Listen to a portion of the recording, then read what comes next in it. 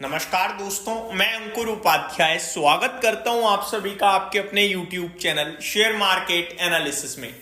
दोस्तों, अलग अलग स्टॉक्स को लेकर लोग कमेंट कर रहे हैं और अलग अलग टिप्पणी भी है। देखो, दो तरीके के इन्वेस्टर्स इस समय बाजार में खड़े हैं और दो तरीके के जो इन्फ्लुएंसर्स हैं वो भी हैं। इन्फ्लुएंसर्स यानी कि हमारे जैसे लोग जो वीडियोस बनाते हैं, जो आपके लिए सोशल मीडिया पे वीडियोस पोस्ट कर रहे हैं, आप देखते हो। एक वो है जो कह रहे हैं भैया लंबी अवधि के लिए यही मौका है खरीदने का, 3 साल 5 साल के हिसाब से खरीद के डाल दो, पैसा ही पैसा है। और दूसरे वो है जो कह रहे हैं भाई साहब बाजार गिरेगा, अभी सावधान रहो, अभी खरीदने का मौका नहीं है, अभी और गिरावट हो सकती है, पैनिक है। ये दोनों लोग ही ठीक हैं।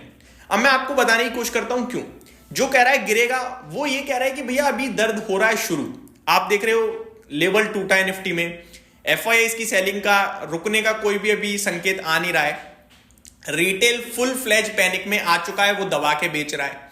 अभी तक म्यूचुअल फंड इंडस्ट्री एकमात्र इंडस्ट्री है जहां पे कोई रुकावट या थकावट नहीं दिखी थी। आई थिंक अब वो भी आपके लिए डेटा आएगा ना, उसमें भी रुकावट दिख जाएगी फ्लोज की कि भैया अब रिटेल इन्वेस्टर ने रिडम्पशन किया है और फ्रेश लमसम नहीं लगा रहा वो गिरावट में। ठीक है, तो ये व्यक्ति भी ठीक हो गया। लेकिन जो कह रहा है 2 साल 3 साल के व्यू से यहां पैसा लगाने का मौका है, ये भी ठीक है, क्योंकि ये जो करेक्शन हो गई है ना, ये लंबे समय तक नहीं चल सकती है।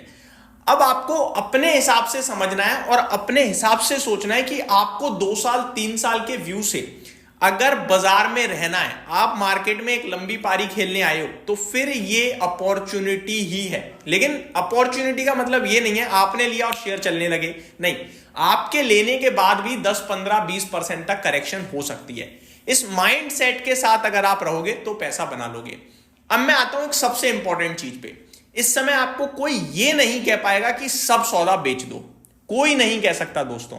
ये कोई कहेगा नहीं, लेकिन आप करोगे। पता है क्यों? आपका दिमाग कहेगा ये आपसे कि सब बेच दे, अभी तो और गिरेगा। और जब आप बेचोगे, बेचते समय आप ये भी सोचोगे कि और जब गिरेगा तो मैं शायद ले लूंगा। ये पॉसिबल नहीं है, कभी नहीं हुआ ये आज तक, और आगे भी नहीं हो पाएगा और इस बार भी नहीं होगा। आप ये खरीद बेच के माया जाल में फंस जाओगे और एट द एंड आप रियलाइज करोगे यार मैंने गलती कर दी। क्योंकि शेयर बाजार, देखो, जिसके पास पैसा है उसे हमेशा ऐसा लगेगा कि खरीदने का मौका है, और जिसके पास पैसा नहीं है, शेयर्स ही हैं, उसे लगेगा भैया मेरा एक बार भाव आ जाए मैं तो शेयर बाजार छोड़ के चला जाऊंगा।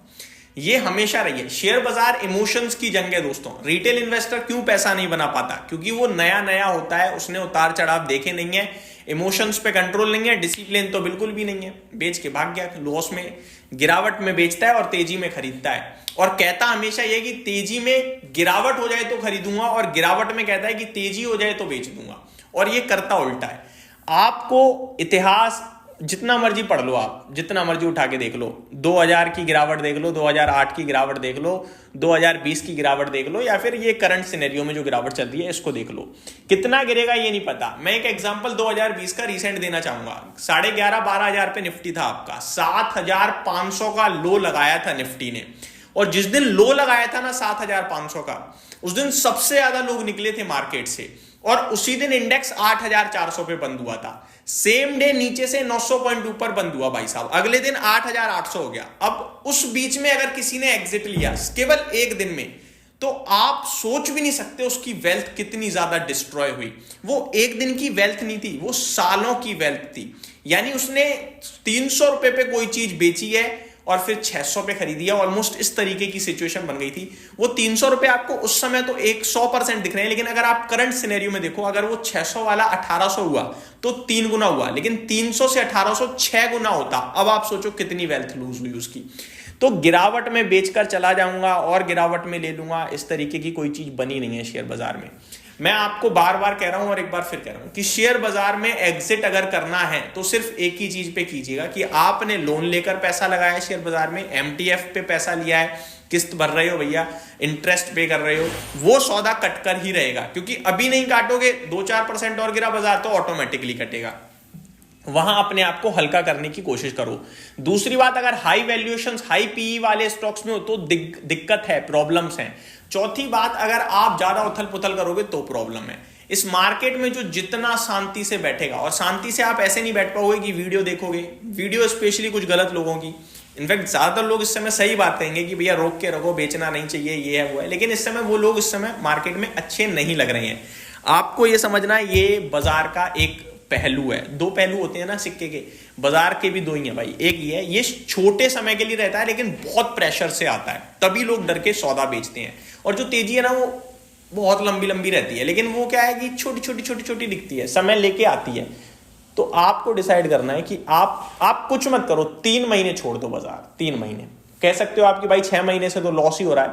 6 महीने में भाई आप लाइफ हाई से आए हो, नीचे लाइफ हाई से आप आ रहे हो 26,300 पे था 6 महीने पहले, और वो लाइफ हाई था। असली गिरावट अब शुरू हो गई है मेरे हिसाब से। आप कह दो दिसंबर एंड से शुरू हो गई, जनवरी से हो गई, 1 महीना हो गया गिरावट को, 2 महीने और रुक जाओ। ये माहौल नहीं रह सकता। रोज इंडेक्स 4% नहीं टूट सकता है, रोज 4% टूटेगा, खत्म हो जाएगी इकोनॉमी। ये सोचो आप। तो ये मैं आपसे कहना चाहता हूं कि ये समय नहीं रहेगा, होल्ड करो। अगर कर्ज पे पैसा लिया है तो भैया बेचना पड़ेगा, आप नहीं बेचोगे अपने आप कटेगा सौदा। वहां मैनेज करो और सीख ले लो कि कभी इस तरीके से तो निवेश नहीं करूंगा। उम्मीद करता हूं ये वीडियो पसंद आई होगी। Thank you so much for watching this video. Have a great day guys.